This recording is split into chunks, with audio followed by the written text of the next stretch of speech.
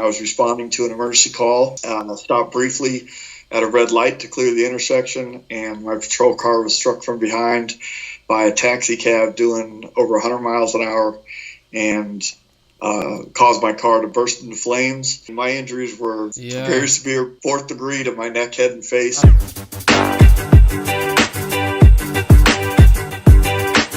You're listening to the Kristof Lewis Podcast, a podcast where I have conversations with inspirational people.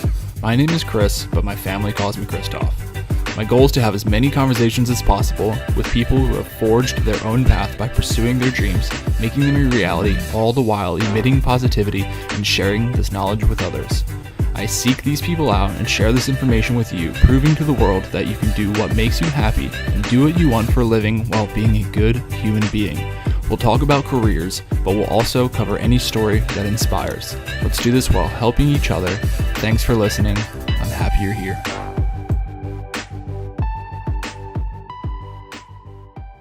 Hey, what's going on, everybody? Welcome to the Kristof Lewis Podcast. This is conversation number 48. My guest today is Jason Schechterle, who is a police officer that was hit by a car going over 100 miles per hour when he was stopped at a red light. His car immediately burst into flames and he was engulfed from his torso all the way covering his head. His body was unrecognizable, and I am stupefied that he was here talking to me today, almost 18 years later. His mindset is like nothing I've seen. It's truly amazing. Most people would not have had the conversation they just had with me and have lived their lives for the last 18 years just like he has today. I couldn't be more thankful for this conversation that I had with him today, and it was really tough for me to talk about having a new baby girl because he was just a year younger than me when this happened to him with the family. Without further ado, let's get into it. Welcome to the Kristof Lewis Podcast.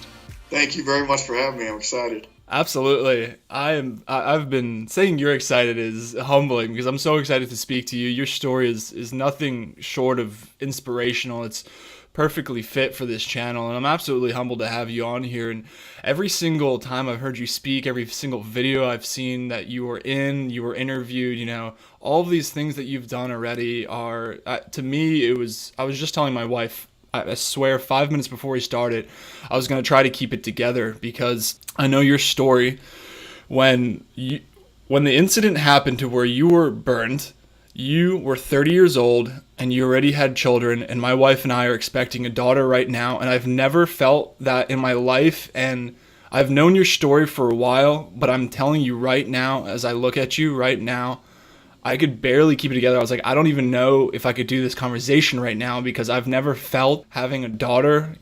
She's here. A whole new wave of emotions hit me, and your story meant that much more to me. And I wanted to start off by saying how much it means for me, or to me, the way you live your life. It's not something that I take lightly, and I've lost a lot of friends, and I'm so happy you're here and you're having this conversation with me. And I bring up my daughter and this personal experience because I'm so happy that you're there for your family and you stuck by their side and they stuck by your side. And this world, I think people take it for granted way too often. And the way you live your life is beautiful and it blows me away. So thank you so much for being here. I very much appreciate that. I appreciate you sharing that. And let me tell you something. And this, of anything I can speak so confidently on, all the emotions that you're feeling right now, everything you're guessing and wondering about and just being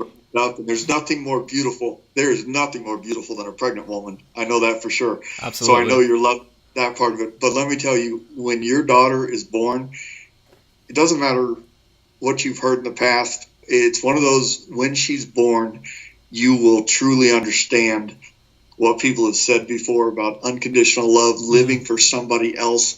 And I mean, there's nothing like being a father. I give my wife a ton of credit, but my 3 kids are the entire reason you see me smiling right now. It's everything. So congratulations. Yeah, thank you so much. And I know even your daughter was married last year, and it's just, it's got to be crazy talking about her being born and then seeing her married now just last year has got to be a wild thing to see. And it goes by. And you know what? I had a speech earlier today, and I happened to drive past the school that she went to 2nd grade in, and I can almost barely keep it together. I'm like, how can I see that little girl? And now she lives in Texas and she's 25 and married. I mean, blink your eye, it goes.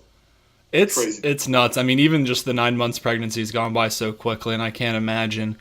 But your story, for those that don't know, let's do a quick synopsis of who you are, Jason, and let's just cover that real quick, and then there's plenty other I'd love to speak to you about as well. You got it. Well, I was born and raised in Phoenix, Arizona, and growing up, I had some thoughts about being a police officer, and I ended up joining the Air Force, wanted to serve in the military, following the footsteps of the rest of the men in my family, and then I came back, and I was pretty young. I met and married my wife. We had a daughter and a son, and life has a way of changing on you pretty quick. I ended up with a great career and an apprenticeship to be a lineman, and I really thought my life was set.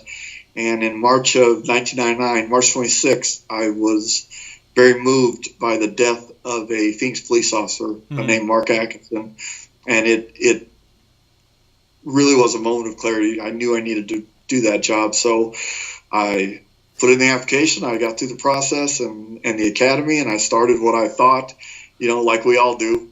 Well, this is going to be a great lifelong career. It's what I'm doing.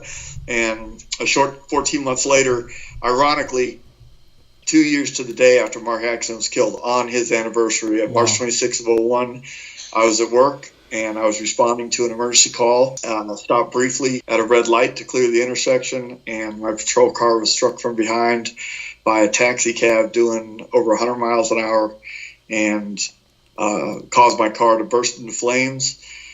Ironically, at the other side of the intersection was sitting a Phoenix fire truck. I mean, you talk about miracles and blessings. I could go on and on. Yeah. But the bravery and the courage that these individuals showed, a couple police officers that showed up on scene, they had me out of the car in about 90 seconds. I was unbelievable. Yeah, it was unbelievable. I was 2.5 miles away from what I would argue is the best burn center in the United States at Maricopa County Hospital. And then started the journey. I mean, my injuries were very severe, 4th degree to my neck, head, and face. I mean, I've seen pictures. It's insane. Your face was covered, your neck was covered, your upper body was covered. I believe you had 40% of your body was completely burnt. And to think that you were out of that vehicle, because I've seen the vehicle, I've seen the pictures. To think that you're out of that vehicle in under 90 seconds that's some miracle that I've never heard of.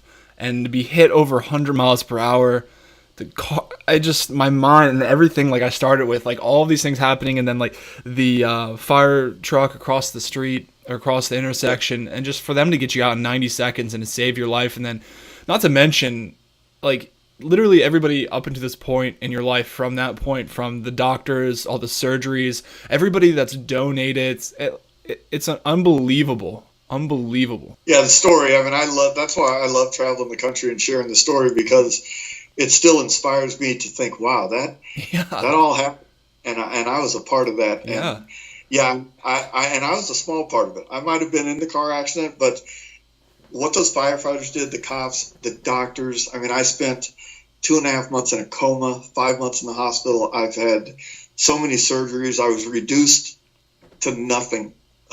As far as, I lost half my fingers. I was blind for 9 months. You're getting ready to be a dad. I saw that. When three months after coming home from the hospital, my 3-year-old son openly said, "You're not my dad." I mean, I was completely reduced to nothing. You talk about the white flag of surrender. It's like, wow, what am I going to do? Jason, how do you get through something like that when your son says that?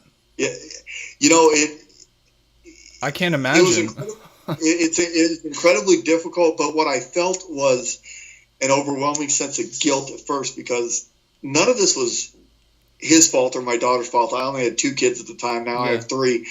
And I just felt so bad that they had to go through that adversity. Yeah. Now, of course, I have the luxury of saying that they're better because of the adversity they went through. But it was humbling. It was, to be I was the man of the house. I was this tough guy, Mr. Police Officer. And let me tell you, when you are humbled like that, when you are vulnerable like that, it really can open up some beauty if you have the opportunity. And I just remember being thankful to even, I didn't care what he was saying. I didn't care that he was crying. I was just glad I was hearing what he had to say. And I was still his dad, and we were going to figure it out. That's the best thing. That's the only thing that you could think that you could get through. My eyes were closed as you were saying that. And to hear you say that, I mean, that's the only thing that you could say. And I don't know if everybody could think that, but I think when you're in a position like that, you have to think that, and you have to find the good in everything that's happening around you, and to be alive and to be able to hear your son, no matter what he's saying, that's an incredible thing. Yeah. And it was obviously at the time I could speak. Yeah. Of it now with some humor and smiles. But obviously there were some very dark days, very dark times. But I do remember the beauty of the transition for everybody. I remember once the positive momentum started going, every time I'd go to therapy, I'd come home a little stronger. Every time I had surgery, something got a little bit better. And little by little. Exactly. Little by little. And then we ended up having another baby just 18 months after the accident. And then I returned to work 2 weeks after he was born. It was just great. You know how awesome. You know how you go through and you're like, all right, I got my driver's license. I can vote. I can buy my first beer legally. Yeah, right. You know, as guys, we have 5 or 6 things in life that are time stamped, getting married, having a kid. I seriously have had 100 things that just marked the beauty of this life. And all these years later, I mean, I'm getting ready to celebrate 18 years since the burn injury. And, you know, we have a way of forgetting the really bad stuff, and it's been nothing but just incredible. I mean, I'm smiling like crazy right now. I love being on your show, but this is how I feel. It's just freaking awesome. No, I think, and that's what's, it's just, I'm at a loss for words, because I'm just so, this is everything that I want to show the world. This is everything that I want to show people that go through their day and are not grateful for everything that they have, for not grateful that they are able to walk and go throughout their day and walk through the hallways. And I've talked about it before on here, and I've talked about that even one of these small reasons that may sound silly from the surface, that I was passing people in the hallways at my work and asking how their day was, and genuinely asking them, and people would be, I'm here, or just another day. And I was in the Navy, so I was military too, and people would just be like, oh, it was just another Navy day. And I'm like, man, I'm really trying to ask, how are you? Like, how are you doing today? And I'd have conversations with people just kind of like this, hence why I'm doing this now. And I was tired of hearing people just complaining about every little thing in their life. And I think people get too tunnel visioned and too focused on exactly what their life is, and they don't know that they should be, I'm not saying like forcing gratitude on people, but we need to take a step back and really practice gratitude and be thankful for things that we have, because just passing them in the hallway and saying, hey, my day is great, how's yours? I'm so happy to be, you don't have to go on and on about it, but I'm just giving you different examples. Like, I'm so happy to be here. That's what I'm thinking in my head, that I can ask you this question, because I've been deployed, and I've been deployed where a lot of those people don't come back. So I know it's hell yeah, I'm here, I'm at work, I'm happy, I'm smiling just like you. I'm so happy to be here. And I know those are the things that you have to get through your head, like the fire truck being right across the intersection, being there, all the way from there, all the way until now, all these things. You have to see these silver linings. And if you're always looking at the negative, then the negative is what's going to come and be attracted into your life. But if you're looking for the positive and you're seeing the positive in everything around you, I do firmly believe you're going to see more positive things. And if you walk around, just like you said, or you sit down and you're smiling and you're happy, and your mind, you'd like trick your brain into just being happy and then when somebody sees you smiling at me, I just smile right back at you. And simple things like smiling other people is something that people take for granted, and that's why I had to have you on here. I love it, and your perspective is absolutely perfect. I mean, I learned through this, obviously with my situation, I travel the country, and one of the ways I face my adversity is I travel alone. I've got some pretty serious problems with my eyesight. Obviously, Sure. My appearance is always going to be a big piece of adversity, but I chose to take on that adversity by traveling. And you can't imagine the the power in a smile. I have heard stories, you can change somebody's day, but I've heard stories where people's entire lives were changed simply because somebody like you smiled and said, "How you doing?" And it took away some very depressing thoughts. And I always remind, you can look at me and assume what my adversity is. And I mean, this was 18 years ago. I'm still a husband and a father and trying to make money for my family. I got plenty of new adversity. This is old stuff, but you might see my story on the outside. Everybody has a story. Everybody you see, every single person is going through something. So be kind. Yeah. Jesus, just smile and give them a positive, like you said, how you doing? And I'm seriously asking. Yeah. We're programmed to say, "Oh, I'm fine. How are you?" No, I'm genuinely asking, how you doing?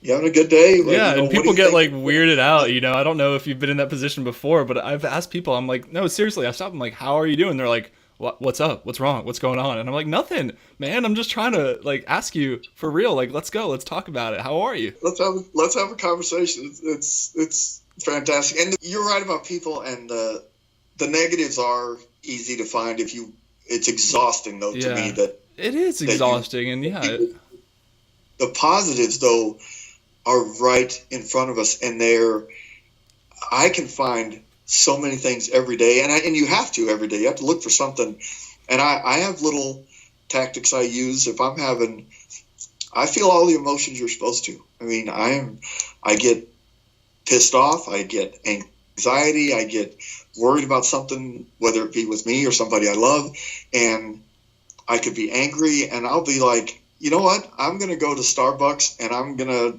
pay for the coffee of the person behind me. And yes, that's a nice gesture, and I'm sure it makes their day a little better. But selfishly, I'm like, you know what? I feel a lot better about myself and my day because I did something positive. Or scroll through my 3,000 songs on my iPod and find the one that means something. I mean, you've talked to people from Eagle Rise. I don't know if you've talked to Jason Redman. I have, There's a song There's a song I can listen to that makes me only think of that guy. And let me tell you, if you know who Jason Redman is, you cannot have a bad day. It is impossible.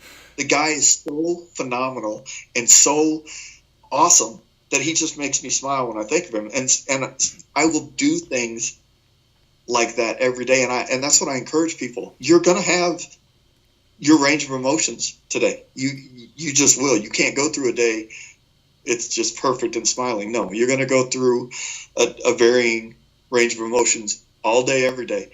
So find what works for you and make it positive, because you have to live this day.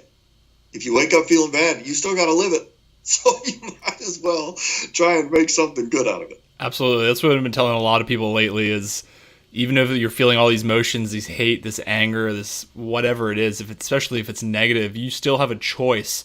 You are living in the present. You have a choice on how you're going to go from that moment. How are you going to actually carry out that emotion? If you're angry at somebody, why are you angry about them? How can I not be angry at them? How can I, talk to them and figure this out? And one of the things I do want to go back to saying, you said you wear it on the outside and people can maybe interpret however they want what happened to you, but so many people are wearing what they're going through on the inside, and we don't see that on a daily basis, and you have no idea. And I've thought this so many times to myself, especially selfishly, when I'm having a bad day and maybe somebody says something inadvertently to set me off. I'm like, almost in my head, I'm almost like, how dare you? You have no idea what I'm going through, but how the heck are they going to know what I'm going through? That's so selfish and silly. And I'm saying it again to give myself the example, but inversely, you have no idea what everybody else is going through on a daily basis. And you said, you just smile at somebody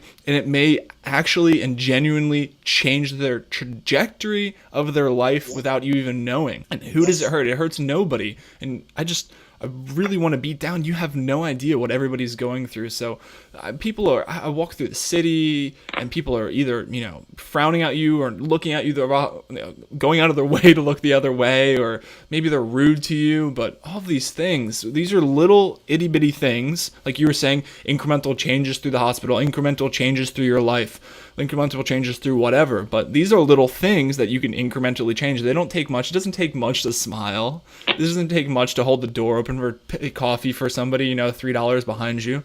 These are little things that we can implement every single day of our lives. And then with the knowledge of assuming that maybe somebody else is going through something bad that day and it's not just us. Can you imagine how the world would be if we all did those simple gestures every day? But I want to key in on what you said. All that matters is choices. You have to be accountable. That's a big part of why I overcame mentally and emotionally my injuries, because it'd be one thing to say, why me? I was serving my community. I was minding my better traffic light. That's the easy road out. You know what? I chose to take that job. I chose to answer up for a call that I didn't need to answer. It wasn't in my area. I made a lot of choices over many years of my life that led me to that exact moment in time. And you got to have some accountability and realize you get to make any choice you want. What an unbelievable power and freedom. Every day I get to choose what I'm going to do. I got to choose whether or not I wanted to be on the show with you, right? Yeah.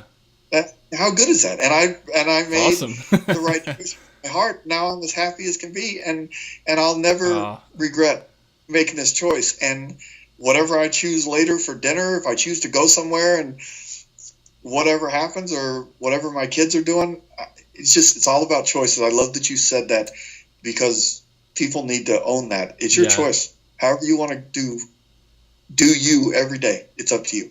Yeah, definitely. Absolutely. And 100%. I do firmly believe that these choices are some of what makes life beautiful, and that we definitely cannot sit around. I think a lot of times, and I was talking to my brother about this, but a lot of times people wallow around in self-pity and feel sorry for themselves, and they don't understand that they do have the choice. Like we were talking about living in the present, you still have the choice, as you're hearing my voice right now, to make a decision for the future to better your life. And all these things that could happen. Well, maybe Jason couldn't have been there in that car at that light. Well, maybe if you wouldn't have joined the Air Force, maybe you wouldn't have joined the service, or worn a shield. Or maybe if that person hadn't lost their life, but it doesn't matter, because all of those things have led you up to this point, like you said.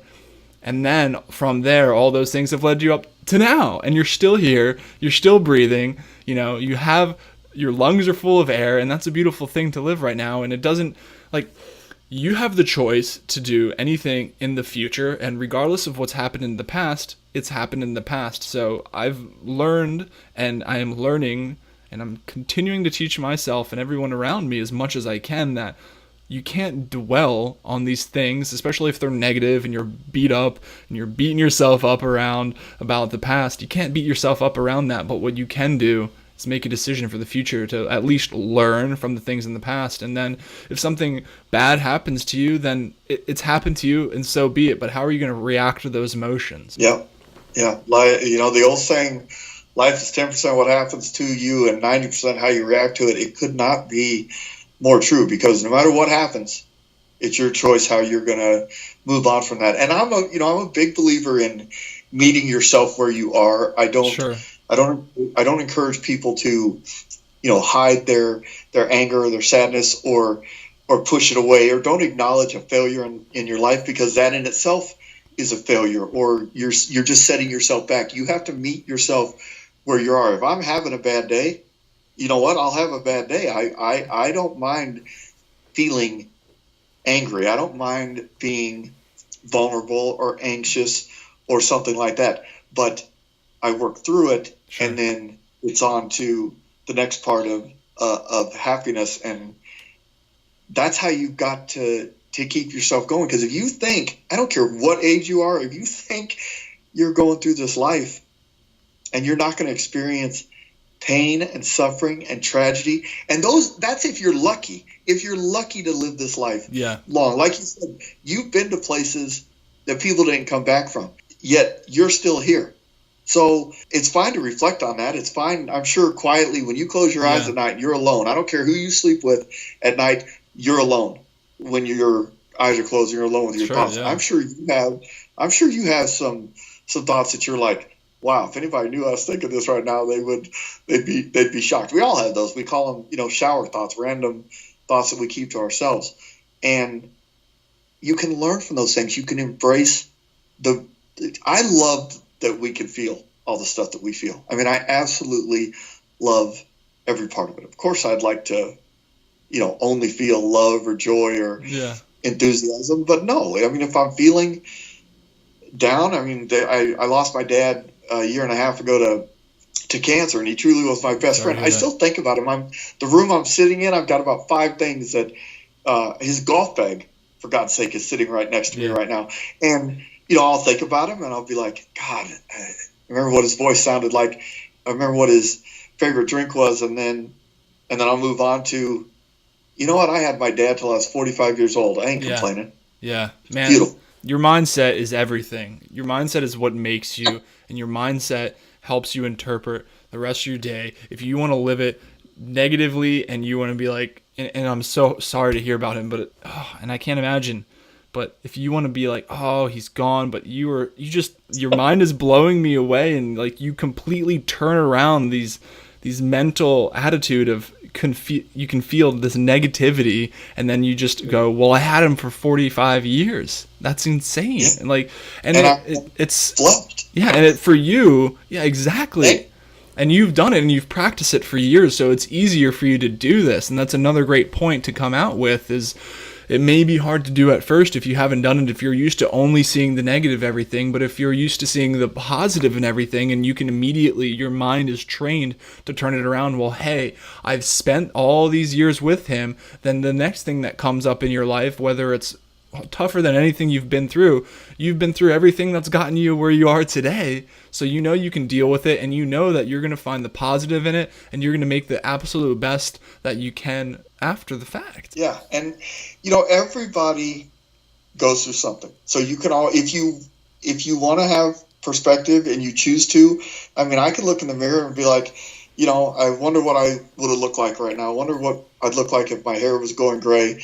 Or I look at my friends and where they're at in their career. And if I wanted to, it'd be easy to regret it and be upset. Or I can add the perspective of, we had a son afterwards. This guy, he's 16 years old now, and he has a life only because of what I went through.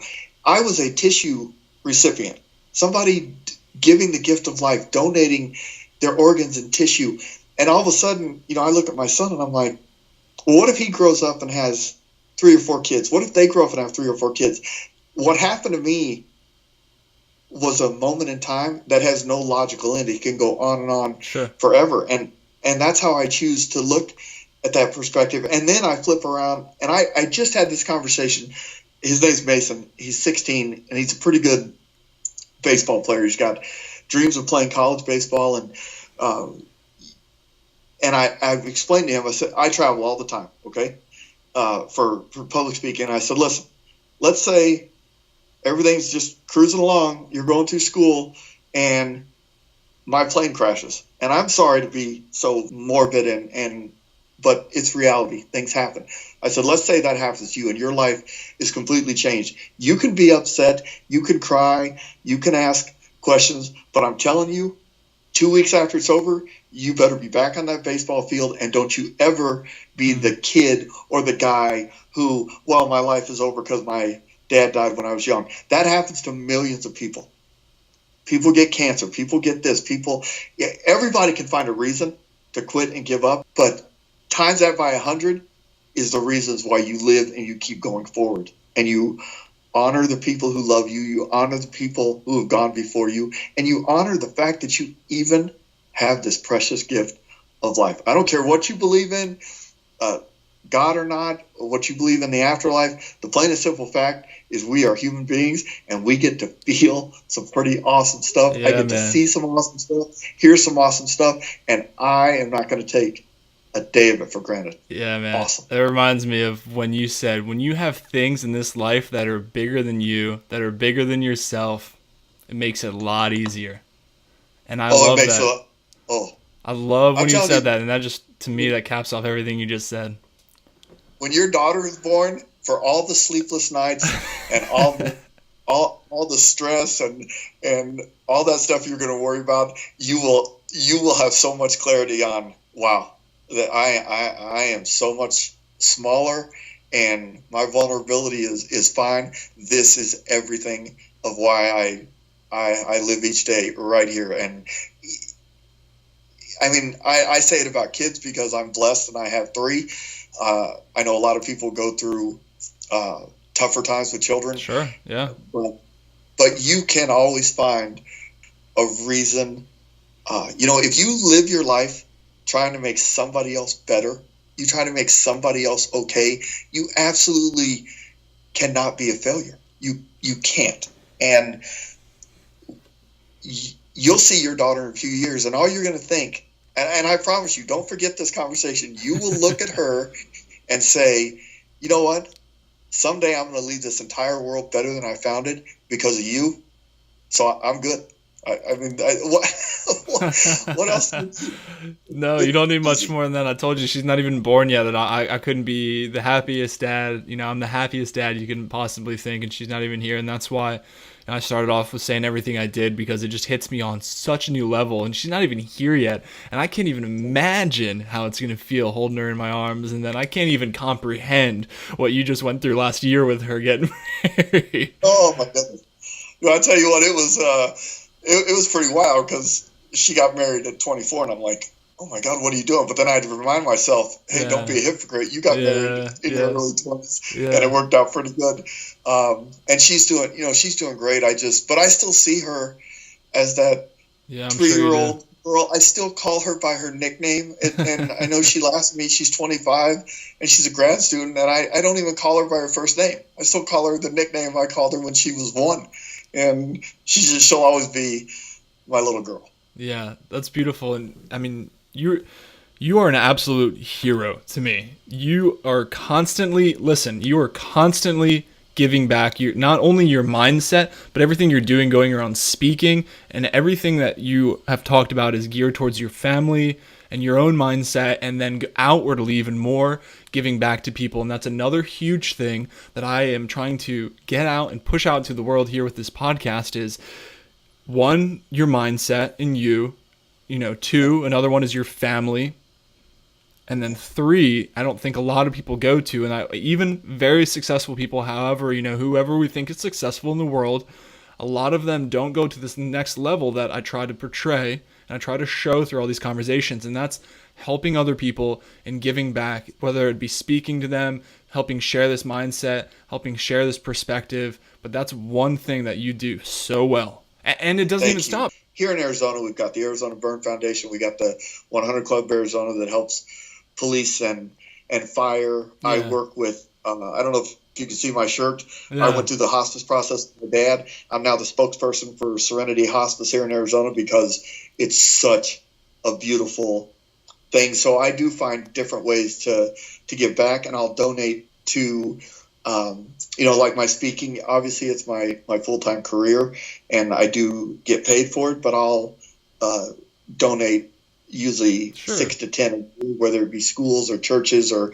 nonprofits or whatever. I find, you can find what moves you and what you care about. And then, giving back that's what you're here for. If you have the mindset, and you kind of understand from being in the Navy. I don't know if you played sports as a kid, but even for those people who have never played sports, never in the military, individuals can't accomplish anything.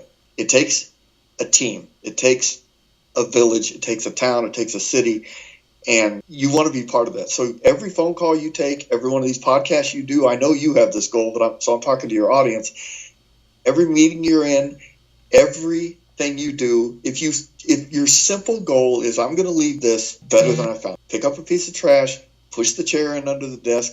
I don't care. Open a door for somebody. Leave wherever you go, whatever you do, leave it better than you found it. You can change the world. And again, I'm not self-righteous enough to be like, oh, I'm, doing this, this, and this. Selfishly, it feels amazing. Yeah, it really does. Awesome.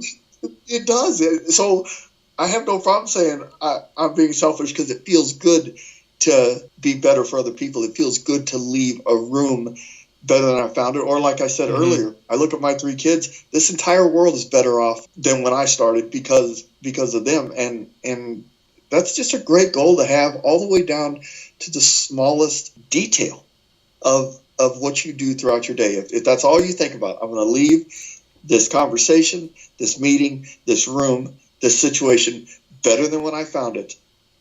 I tell you what, you can't imagine how good your life is. You don't have to be a $10 million athlete. You don't have to be on the news every day and have a yacht going to the Cannes Film Festival. You don't. All you have to do is have what's in your garden. And if you're tending to that, man, this life is just too good. It's too good. Jason, I love that. I think people don't think enough of themselves that they absolutely can. These little tiny things can change the world. And if, like you said, if everybody did it, then imagine what the world would be. The place that imagine how amazing the world would be. And there are so many things that we can do, these little things throughout the day, that can change the world for a better place. And it may sound silly and may sound cliche from the surface, but when you dig a little bit deep into that garden, and I'm just telling you, you can definitely make it such a better place, and you can do so many good things. Yeah, and it's contagious. One good thing starts another good thing, and on and on. It's sad to me, and maybe I pay attention more because I'm getting older, but I'm not.